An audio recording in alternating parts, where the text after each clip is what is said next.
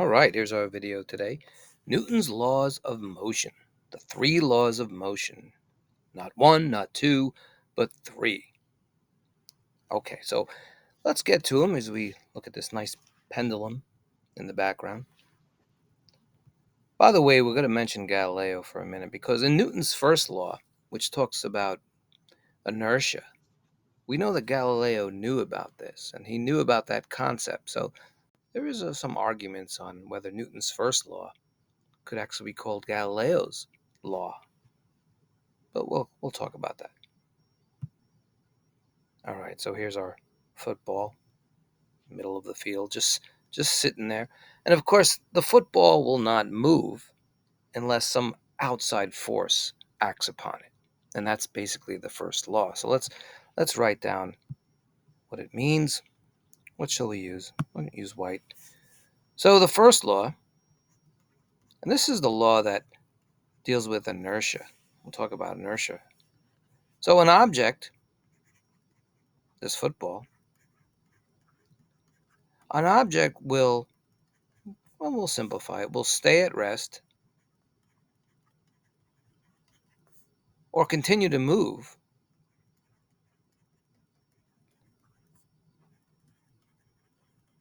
unless an outside force, us or wind or something, an outside force either stops it, in the case of moving, or pushes it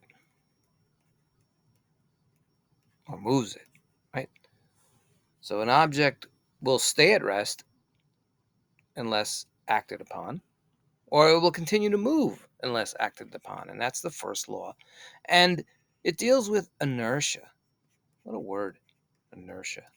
And inertia is basically saying that an object, whatever the object is, an object resists change. An object will resist change. We resist change sometimes, right? So if an object is moving, it wants to stay moving. And of course, we're not personifying it, but an object will stay moving. And if an object is sitting, like this football, it just wants to mind its own business and sit there. That's what inertia is. And like I said before in the beginning of the video, Galileo did know about this. He knew about inertia, and he knew the first law of Newton's. And he did write about it, although they say. So perhaps Newton's first law of motion is Galileo's first law of motion, or Galileo's law of motion. Let's look at the other two laws.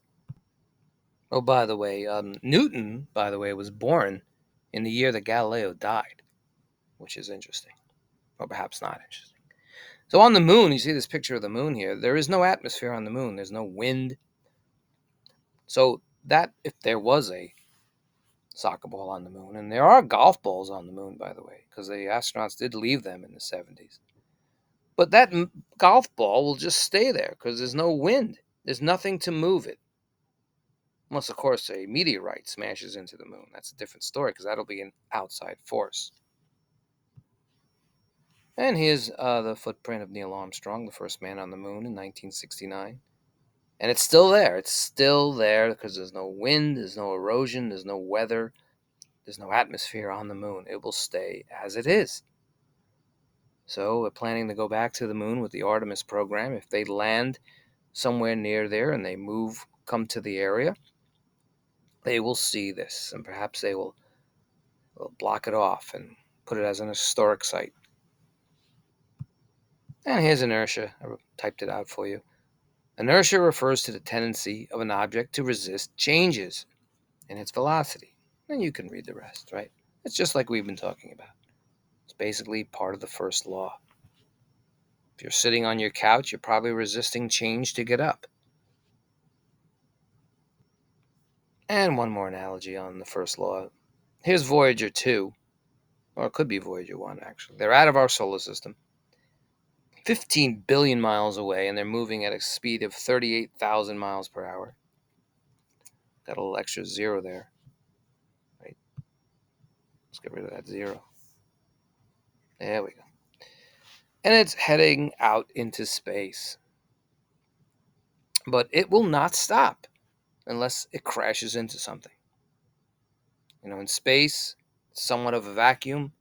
There's nothing to slow it down. There's no gravity to slow it down. There's no wind. There's no atmosphere. All right, here's Newton's second law. And when we're looking at these, they seem like common sense, right? So the first law, again, an object will stay at rest or it will continue to move unless acted upon by some external force. And the second law is saying, well, basically, if you push or pull an object, it's going to move. Unless you can't push it. It's going to change its speed. It's going to change its direction. And we know that speed and direction is velocity. And it's common sense that the more you push something, the more that it will accelerate. If you lightly push something, whatever it is, it's going to move a little bit. But if you put a lot of force into it, that net force, it's going to be pushed even further. And the net force we're using it's registered in newtons. Thanks for Isaac Newton. And now we have some math involved here. So let's imagine you have a cart. You can read this, right? And the cart has a mass of 2 kilograms. Remember, we use kilograms in science. We don't use pounds. And you're pushing the cart with a net force of 10 newtons. Remember, we use force. We use the unit of newtons. And according to Newton's second law, force equals mass times acceleration. So we can calculate it, right? So F equals, let's get our pen going here. Sometimes you see it better as I write it. So we're saying here that we have a mass of 2 kilograms. And we know that force equals mass times acceleration. So we're trying to calculate the acceleration. We already have the force. We said the force was 10, and we're saying the mass was 2. So if we divide out the 2 on both sides, we'll get this answer here. So the acceleration of this object will be 5 meters, and that slash means per second squared. And sometimes you'll see that squared with this little chevron, like a private in the Army. So sometimes you can see it like that. In old typewriters, they didn't have the superscript, so they used this chevron. But again, it's just that. So that's a little simple formula, little algebra there. And here's one you can try. So let's say that this volleyball is hit, and it gets a net force of, I gave you the answer there. Go back. Jumping the gun today. So either these hands are waving to the volleyball or they're playing volleyball. Well, anyway, so we know that it has a net force of 2 newtons. And now we have the acceleration. So now we're trying to find the mass. So why don't you pause the tape and try that. All right, so remember, we have force equals mass times acceleration. You could just say F equals ma. And we know the force is 2 newtons. We don't know the mass, but we know the acceleration is 8 meters per second squared. You could just put 8, trying to find m, and just divide out on both sides. So 2/8 we know is 1/4. So 1/4 as a decimal will be 0.25. And remember, we want to put 0.25. We don't want to just put 25, even though that is the same answer. And of course, we had to put a measurement to it, and we'll use kilograms, 0.25 kilograms. All right, now we're at his third and last law of motion. It says it right there. So for every action, there's a reaction. See this rocket? The rocket's moving up, but there's a force pushing it down. So when you push a wall, for example, you're pushing the wall's actually pushing back at you. So there's a opposite force that's working.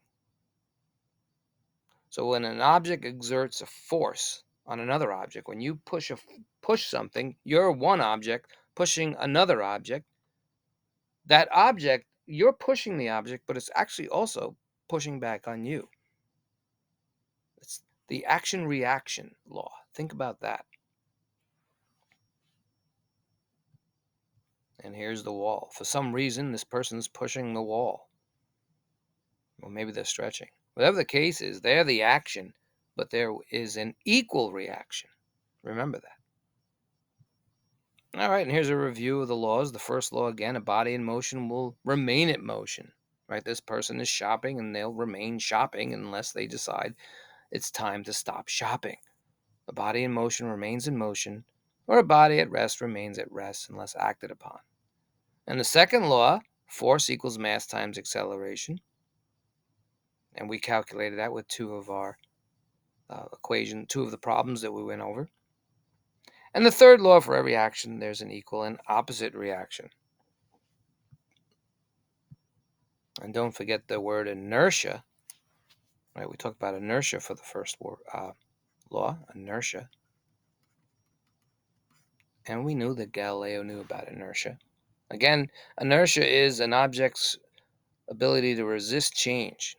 Just resist change, whether it's staying where it is or moving. It just resists change. And for the second law, we said that an object will not just clearing my throat there. So again, the second law, when you push an object, the more force you put on that object, the more it will move. So that's the three laws of Isaac Newton.